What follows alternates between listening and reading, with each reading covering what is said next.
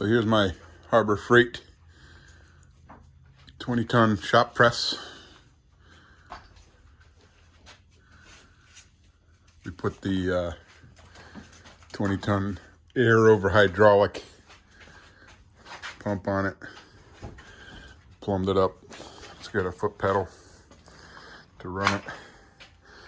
We get the swag off-road arbor plates. They're a lot more heavy duty than the ones that come with it. I guess there's an issue with them breaking. We put the casters on it so you can wheel it around the shop pretty easy. Other mods I did. The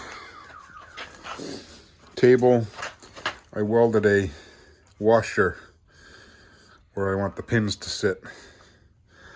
And when you drop the table on it, locks it in place. Just needed a little bit of a weld. And it just, you can see it locks right in place. It drops on it. I got the heavy duty swag off-road finger brake. I got some different pieces of angle iron in there so I can do sharper bends for thinner material. We get the gooseneck dies. They're all set up at different sizes. Goes from 1/2 inch. I think I can do about 18 inches or so full length. And there's the original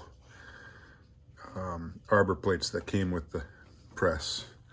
I built a tray for it all to sit on, just a piece of MDF.